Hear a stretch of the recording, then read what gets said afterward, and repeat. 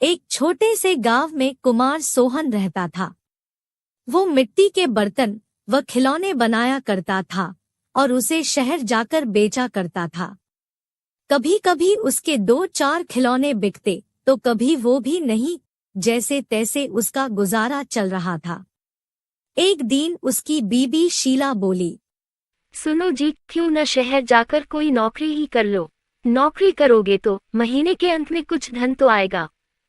बीवी की बात सुन अब सोहन को भी ऐसा ही लगने लगा था, पर उसको मिट्टी के खिलौने बनाने का बहुत शौक था, लेकिन हालात से मजबूर था। बात तो तुम सही कह रही हो, पर कैसे उस हुनर को छोड़ दूं, जिसका नमक हम लोग अब तक खाते आए हैं। मैं जानती हूँ आप बहुत मेहनत और लगन से खिलौने बनाते हो, पर बाजार में बिक्री ना होने से अब हमारा गुजारा नहीं होता। अब तो यह हालत हो गई है कि रसोई में अन्न का एक दाना भी नहीं बचा। ठीक है, मैं कल सुबह ही शहर जाकर कोई न कोई नौकरी तलाश करता हूँ। अगले दिन वो शहर के लिए रवाना हो गया और एक व्यापारी के पास वह नौकरी करने लगा। सोहन वहां नौकरी करता तो जरूर था, पर उसका मन अभी भी अपने चाक और मिट्टी के खिलौनों में ही रहता था। समय बीतता गया। एक दिन शहर में जहां वह काम करता था, उस मालिक के घर पर उसके बेटे निखिल का जन्मदिन था। सब महंगे महंगे तोहफे लेकर आए।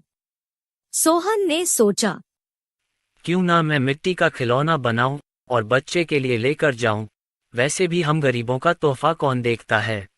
यह सोचकर वह मिट्टी का खिलौना बनाया और बनाकर जन्मदिन पर ले गया। जब दावत खत्म हुई तो निखिल की नजर उस मिट्टी के खिलौने पर पड़ी। उसे वो हाथ में उठा लिया और खुश होकर और भी बच्चों को दिखाने लगा। खिलौना सभी बच्चों को बहुत पसंद आया और जिद करने लगे कि उनको भी वैसा ही खिलौना चाहिए।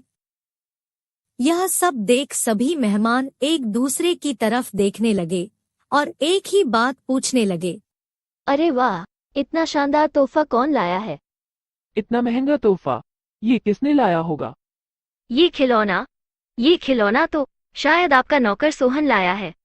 इतना सुनते ही सब हैरान हो गए। सभी एक दूसरे का चेहरा देखने लगे। तभी मालिक बोला, सोहन सोहन तो बहुत गरीब है, इतना महंगा खिलौना कहाँ से ला सकता है?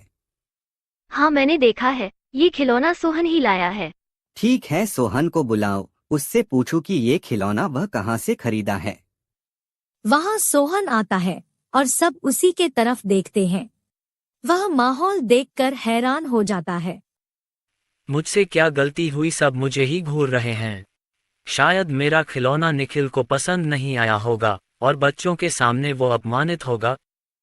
कोई बात नहीं, मैं माफी मांग लूंगा।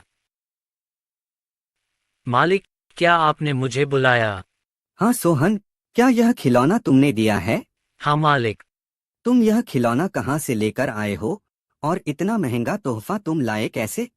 इतना सुन सोहन मन ही मन खुश होता है और मुस्कुराते हुए बोलता है, माफ कीजिएगा मालिक, ये कोई महंगा तोहफा नहीं है, यह मैंने खुद बनाया है। गांव में यही खिलौना बनाकर मैं अपने परिवार का गुजारा करता था, लेकिन इससे अब घर नहीं चलता, इसलिए आपके यहाँ नौकरी करने आया हूँ। अरे वाह, तुम क्या अभी है खिलौना बना सकते हो? और सभी बच्चे को तुम्हारा खिलौना बहुत पसंद आया है, इन्हें भी ऐसा ही खिलौना चाहिए। सोहन खुश होकर बोला, हाँ मालिक, बिल्कुल बना सकता हूँ। जब कल मैं आऊँगा तो खिलौना बनाकर लेते आऊँगा।